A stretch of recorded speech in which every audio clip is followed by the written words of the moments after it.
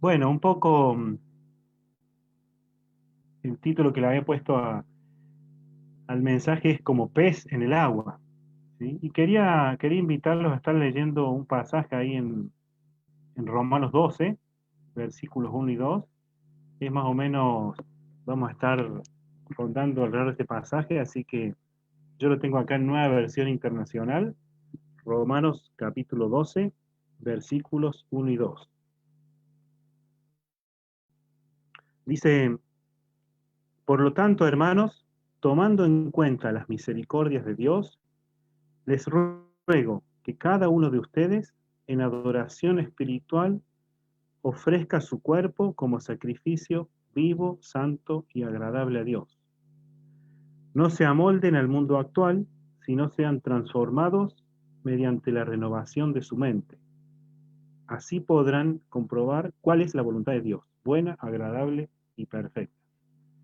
Seguramente es un pasaje que hemos leído un montón de veces en nuestra vida y hemos meditado en él. eh, y la verdad que tiene una riqueza enorme en cuanto a los principios de vida que podemos encontrar en este pasaje y, y relacionándolo con el título, como pez en el agua, el título. Y esta frase por ahí, seguramente la hemos escuchado muchas veces de una forma positiva para hablar de alguien, no sé, que se desenvuelve muy bien en ciertas tareas, en ciertas actividades. ¿Sí? Decimos, se manejó como pez en el agua, como que realmente manejó la situación y, y cumplió y lo hizo muy bien. Pero, pero hoy quiero hablar de esta frase, pero usándola o aplicándola más bien de una manera negativa, dándole otro sentido. Y quería leerles una cita ahí de un escritor de hace unos años que dice, el pez nunca descubre que vive en el agua. De hecho, como vive inmerso en ella, su vida transcurre sin advertir su existencia. De igual forma, dice este escritor, una conducta que se normaliza en un ambiente cultural dominante se vuelve invisible. Y acá vemos que para el pez podríamos decir que el agua es algo invisible y podríamos decir que él no conoce otra cosa. Él asume eso como la única realidad y como algo normal.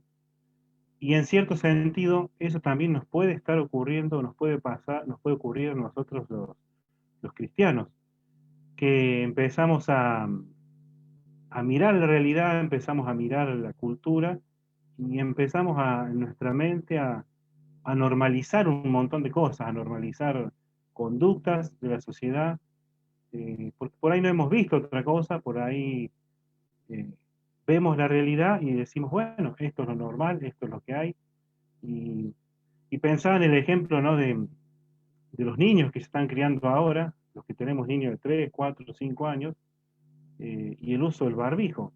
Y como que si esto se prolonga más en el tiempo y ellos van a pasar gran parte de su infancia usando un barbijo y para ellos como que va a ser algo totalmente normal, asimilado y no lo van ni siquiera se van a cuestionar eso. ¿Sí? Y no estoy ni en contra ni a favor del uso del barbijo, no estoy hablando del ejemplo de cómo podemos normalizar cuestiones y, y a veces para el creyente eso puede ser algo muy peligroso, el tema de hacer normales eh, actitudes, hacer normales y tomar como normales comportamientos, ¿sí? Y así como el entorno del pez se le vuelve invisible o se vuelve, no lo percibe, también podemos estar haciendo lo mismo. Y en ese sentido, el pasaje ahí de Romanos 12 nos debe llevar a meditar en esto. Eh, Especialmente el versículo 2 porque habla de dos cuestiones en las cuales eh, tenemos que estar atentos, tenemos que estar permanentemente observando como hijos de Dios. Y, y primero habla de no amoldarse, ¿sí? No se amolden, dice. Eh, Así como en realidad uno para moldarse a la sociedad no necesita un esfuerzo para eso, ¿no? Porque es como que permanentemente la televisión, la cultura, nos va moldando, y si uno se deja llevar por eso, termina eh, adquiriendo las costumbres que por ahí van en contra de la palabra de Dios. Y por un lado nos llama la atención a eso, ¿no? Moldarnos, y Pablo ahí en esa carta propone, o la palabra de Dios misma nos propone lo que tenemos que hacer. Dice, no se amolden al mundo actual, sino sean transformados. ¿Sí? Tiene que haber una transformación. Como, como cristianos debemos ser personas que en verdad estamos permanentemente en transformación. ¿Sí? Y ya vamos a volver un poco a este pasaje.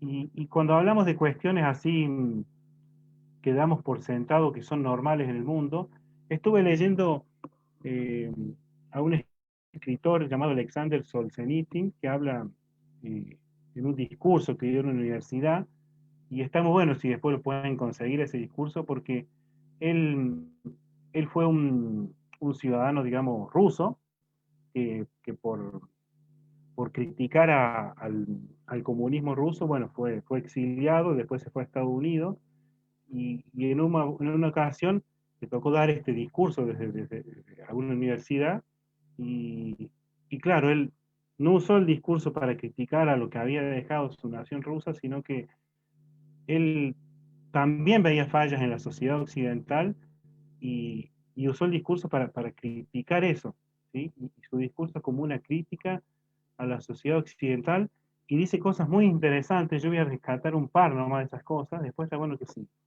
si lo encuentran, o después se los paso, que lo puedan leer, porque es muy, muy interesante. Y si bien este discurso se escribió, él lo presentó en el año 78, 1978, hace más de 40 años, cuando uno lo empieza a leer, tiene todavía una plena vigencia todo lo que él menciona. Y quiero nombrar dos cosas que él marcaba como, como que como sociedad occidental tenemos, y por ahí en esto de naturalizar cosas, las damos como que están bien por ahí, y él las marcaba como grandes fallas en la sociedad. Y una de ellas era que la sociedad occidental, dice él, busca el bienestar económico y social como fin último de la vida para alcanzar la felicidad. Y como que él ve eso como algo muy, muy marcado en la sociedad occidental. Eh, lo vemos a diario eso, ¿no? Como que las personas eh, piensan que cuando tengan más dinero, cuando alcancen cierto estatus, van a ser en verdad, en verdad felices, van a encontrar la realización. Y él lo que dice en este discurso es que a pesar de que la sociedad occidental en muchas partes del mundo, especialmente en Estados Unidos, ha alcanzado ese bienestar, ese estatus social, él no ve a la sociedad con esa felicidad o con esa plenitud.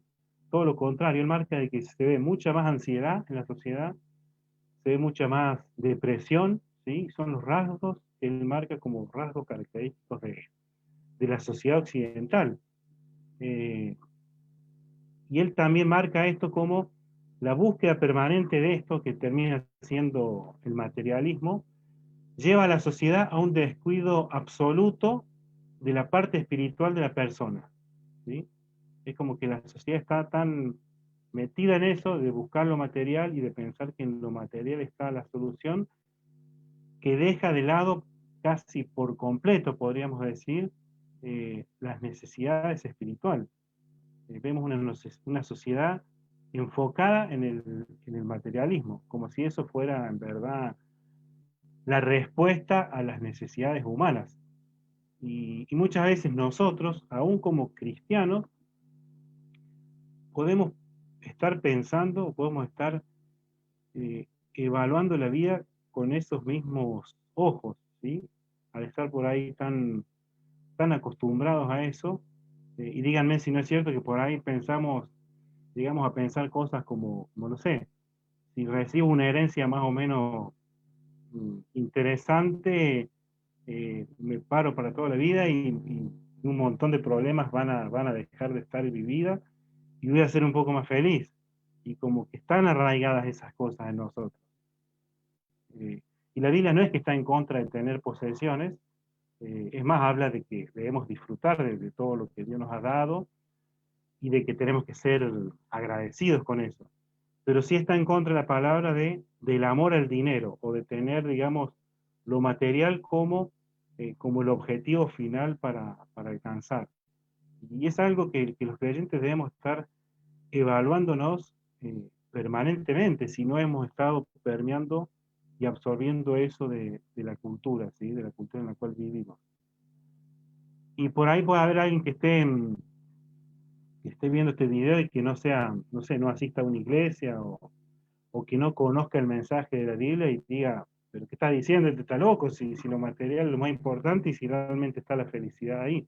Y realmente te digo que no vas a encontrar la felicidad ahí y tu primera necesidad es espiritual. Tu primera necesidad realmente es arreglar el problema de tu corazón, que es esa separación de Dios, que es ese pecado, y que al solucionar eso por medio de Jesucristo, ahí sí vas a encontrarle sentido a la vida, ¿sí? Le vas a encontrar propósito y vas a encontrar la paz con Dios. Todo lo que por ahí estás buscando en otro lado. Y también pensaba en cómo repercute esto del bienestar, poniéndolo ahí como en primer lugar en nuestras vidas, cómo repercute esto por ahí en las iglesias. El hecho de poner el bienestar y poner la comodidad como primero en nuestras listas. Y afecta mucho eso, la vida de las iglesias, afecta mucho el servicio. Eh, Nos encontramos que cuando los cristianos hacen esto o hacemos esto, eh, no estamos dispuestos a sacrificar cosas por la causa mayor del Señor. Como que pensamos que el hecho del bienestar es lo primero en mi vida y es algo que por lo cual debo perseguir y mi comodidad es primero y eso me lleva a no estar dispuesto a hacer sacrificios, me lleva a no estar dispuesto a pagar precios que por ahí tenemos que pagar a la hora de servir en los ministerios y, y si dejamos que eso se meta en nuestras vidas, en nuestra iglesia y afecta también la vida de nuestra y el hecho de cómo servimos a otros, ¿sí? Si yo tengo el bienestar mío como prioridad y eso me va a llevar a, a no estar dispuesto a pagar precios en un montón de áreas en las cuales Dios sí me pide que entregue y que pague el precio, ¿sí? Entonces es algo a lo cual debemos los cristianos prestar atención, si realmente no estamos poniendo lo material o no estamos poniendo nuestra comodidad en un lugar que no le corresponde, ¿sí? Porque pensemos en, no sé, en la vida del apóstol Pablo, y en su entrega y en su dedicación, eh, y para nada él ponía su bienestar ni su beneficio personal, económico en primer lugar, todo lo contrario, eso él lo dejaba de lado por una causa mucho mayor que era llevar el mensaje y podemos ver en la vida de él un claro ejemplo de lo que puede hacer una vida así, ¿no? Una vida desprendida, una vida generosa, una vida que se entrega. Otra de las cualidades que marca este autor en el discurso, ¿sí? este ruso, es que por ahí la sociedad occidental está llevan, dice, una vida legalista. Dice, la gente en Occidente ha adquirido una capacidad considerable para usar, para interpretar y para manipular la ley, aun cuando estas leyes tienden a ser tan complicadas que la persona promedio no puede ni comprenderlas sin la ayuda de un experto. Y dice este autor, todo conflicto se resuelve de acuerdo a la letra de la ley, y este procedimiento está considerado como una solución perfecta.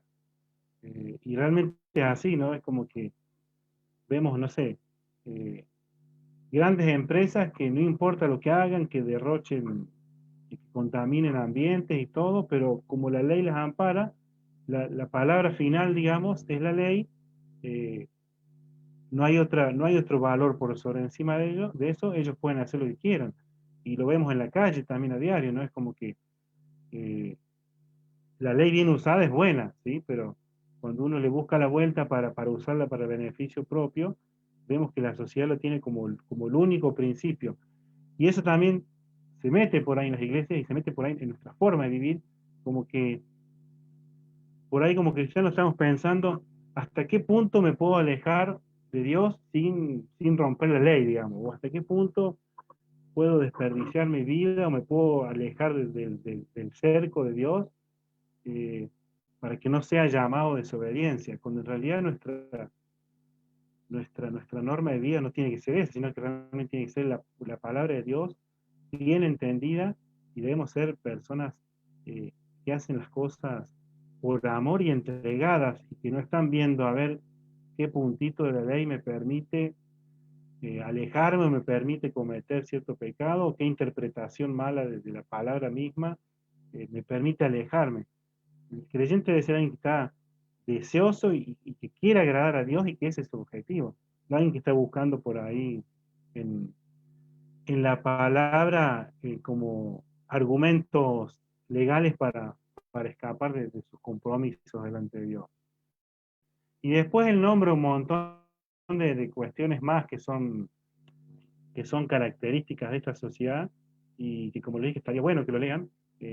Hablan, no sé, de una sociedad que ha perdido el coraje civil, una sociedad que no está dispuesta eh, a confrontar, a hacer valer, digamos, el derecho, a hacer valer grandes valores, ¿sí? Y él también marca una sociedad que tiene un excesivo valor de las libertades individuales por sobre las obligaciones de las personas. Y eso también lo vemos muy en claro hoy en día, ¿no? Eh, y, y qué mal cuando eso también se mete en las iglesias, y qué mal cuando nos manejamos en las iglesias así, pensando en que yo, como miembro de una iglesia, estoy, digamos, puedo exigir cualquier cosa, tengo derechos y tengo que exigir los derechos y puedo opinar de los demás, y no estoy pensando en cuáles son mis responsabilidades adentro de ese cuerpo, y cuáles son mis responsabilidades para con Dios y para con mis hermanos, ¿sí? Y, y cuando uno empieza a leer este discurso, empieza a reflexionar en un montón de cosas como esta, y realmente es así. eh, Tenemos que estar muy atentos a no permitir que los valores, digamos, que traíamos antes de conocer al Señor permanezcan en nosotros. Y volviendo al pasaje ahí de Romanos 12, hablaba de esto de no moldarse al mundo actual, ¿sí? Y como decía antes, para moldarse al mundo no hace falta hacer fuerza, ¿sí? Uno no tiene que hacer fuerza para moldarse. Realmente, permanentemente la presión del mundo sobre nosotros es constante, si lo dejamos hace su trabajo eficientemente en nuestras vidas. Pero para lo que sí tenemos que esforzarnos, para lo que sí tenemos que estar atentos es para la segunda parte del versículo, esto de ser transformados, ¿sí? Como creyentes en verdad tenemos que ser personas que diariamente son transformados. Y ahí mismo el versículo dice de qué forma somos transformados. Y habla de esto de renovar la mente, ¿sí? El cambio en el cristiano, siempre lo decimos, no es un cambio que viene desde el interior, es, es un cambio de valores, es un cambio que viene por la palabra, ¿sí? Permanentemente tengo que estar pegado a la palabra, leyendo la palabra, meditando en la palabra, para estar examinando mi vida a la luz de la palabra y estar viendo en qué cosas debo ir cambiando, ¿sí? Y esa transformación comienza en la mente, comienza en el interior, comienza en un cambio genuino de valores, porque muchas veces queremos, no sé, queremos cambiar actitudes, queremos cambiar comportamientos nuestros y no lo logramos, pero el tema está en que el problema está en la raíz, está en las mentiras que estamos creyendo, está en los valores que estamos teniendo y no en la expresión final, ¿sí? De ese comportamiento. Y la palabra tiene ese poder para transformar nuestras mentes, ¿sí? Con la ayuda del Espíritu desde, desde el propio corazón, ¿sí? Y termina el versículo diciendo, bueno, sean transformados mediante la renovación de su mente, así podrán, dice, comprobar cuál es la voluntad de Dios, buena, agradable y perfecta. Y, y qué profundo es lo que dice ahí, porque habla de que en verdad podemos comprobar, y esa palabra habla de probar, ¿sí? Probar que la voluntad de Dios es buena, agradable y perfecta, pero también habla de un saborear o de un degustar, que la voluntad de Dios es buena, es agradable y perfecta. Y muchas veces tenemos perspectivas diferentes acerca de diferentes a lo que Dios quiere, eh, y tomamos caminos que por ahí no son los que Dios quiere, y, y cuando realmente buscamos a la voluntad de Dios, y cuando realmente, aun cuando nos cueste, obedecemos a Dios y avanzamos por donde Dios nos dice, a la larga uno termina comprobando eso, termina comprobando que la voluntad de Dios para esa situación y haber escogido la voluntad de Dios con su ayuda, me hizo ver que realmente era algo bueno, era algo agradable y era algo perfecto. Y, y los creyentes debemos estar siempre en ese camino, ¿no? De buscar agradar a Dios, de buscar eh, complacerlo a Él, de estar buscando permanentemente su voluntad, ¿sí? Y un poco esa era la reflexión de hoy, de estar examinándonos, eh, y de estar examinándonos de verdad, ¿sí? Con la palabra, de estar examinando nuestras actitudes, nuestros pensamientos, nuestros estilos de vida, y, y pensar si no son más bien un reflejo de la sociedad o se están basando en lo que dice la palabra, o se está basando en esos principios bíblicos, y estar examinándome, y estar orando y buscando la guía del Espíritu y buscando su palabra para poder seguir siendo transformado, ¿sí? Y como dice ahí en Romanos 8:29, eh, esa transformación es según la imagen de su Hijo. No tenemos que inventarlo, no tenemos que inventar nuestro objetivo en la vida.